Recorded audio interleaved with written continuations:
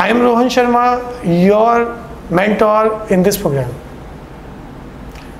Today we discuss why you need an investment in fixed income instrument. So we have to understand what are the alternatives available in fixed income instruments, how they are benefited us, what are the factors that impact fixed income instrument returns, and how you decide that your portfolio include which kind of fixed income instruments. So let's discuss in detail.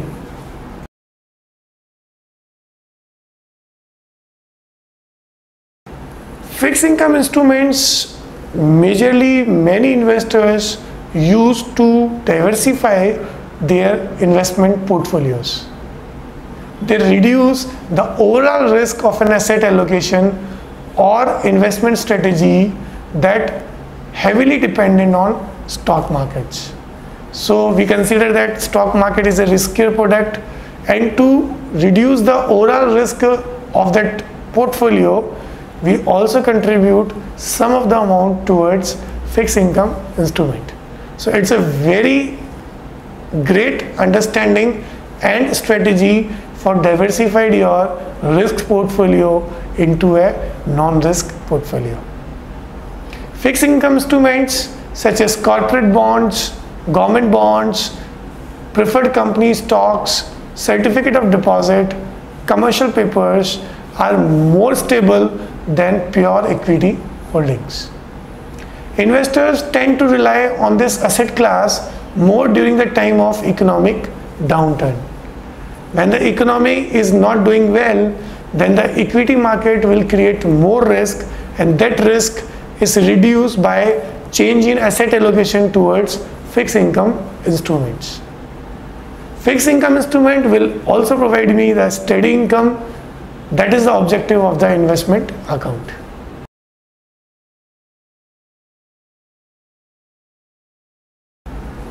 There are so many advantages of investing in fixed income securities.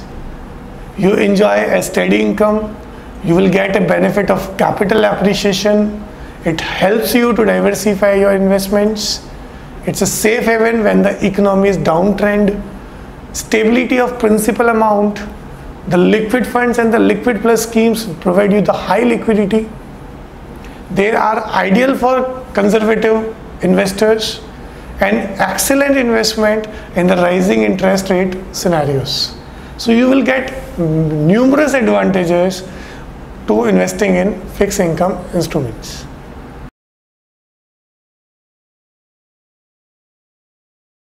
There are so many factors which can influence the fixed income instruments returns. We categorize into three major risk or factors. The first is interest rate. If the interest rate is high or low, then the returns of the fixed income instruments are change. Then the default risk, the company which raise money from us, whether they repay us or not, either the financial positions of the companies are good or not. And the third important thing is liquidity risk. When we want a liquidity, then there is no compromise in the value of or the returns of fixed income instruments. So we have to discuss all three risk factors in detail.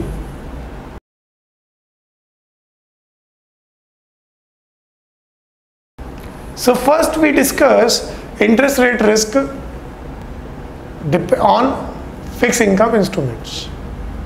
The main risk that the impact on the price of the bond is change in the prevailing interest rate. Keep it very simple that if the interest rate is gone high, the bond price are gone down. It is opportunity for the new investors when the interest rate are making high. But existing investors will feel pressure, it create a loss in the price of a bond. The price of the bond and the interest rate are absolutely inversely related. They both are moving in a opposite direction. As interest rate rise, the price of the bond falls. This is because the investor can obtain bonds with a superior interest rate which decrease the value of bonds that already being issued. Bond with longer maturities are subject to great price movement upon the interest rate change. Longer the maturities, longer the risk of interest rate prevails.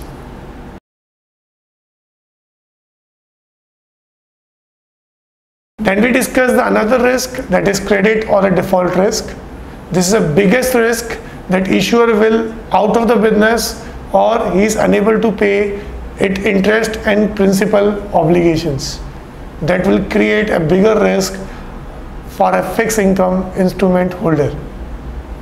Issuer of high yield bonds have more credit risk, since there is a greater likely chance that greater risk of default is there. To compensate investor for that high risk, such bond will pay you a high interest rates. So in the simple term, if any product will give you high interest rate in fixed income instrument, that will also carry a high risk of default.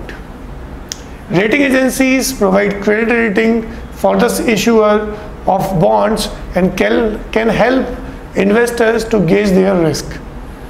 If I understand the default risk in any of the fixed income instrument, then credit rating agencies ratings will help me out, whether it will be 5 out of 5, that is an excellent financial conditions, and if it is 1 out of 5, that means it is a poor credit rating. It create a default risk on that investment.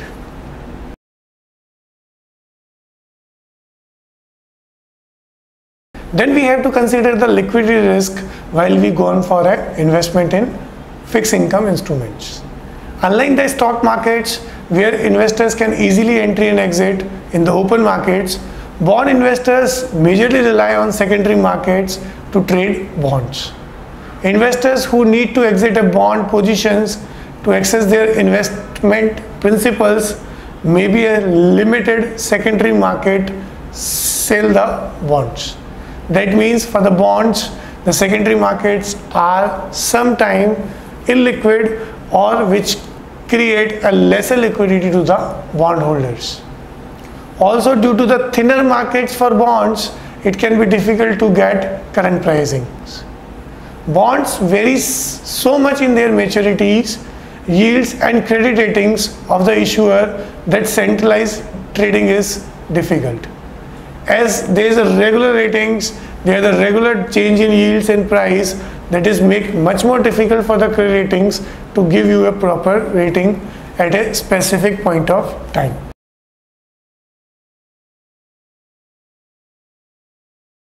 I hope so you understand why we need to invest in fixed income instrument. If we conclude in 3 major points, the first, for the diversification of the risk portfolio, we have to invest some of the amount in fixed income instrument. The second thing is, the fixed income instrument will provide you the capital appreciation as well as the returns are secured in nature. And the third important point, before investing in any fixed income instrument, you should consider the credit ratings, which will give you a better idea to gauge the risk.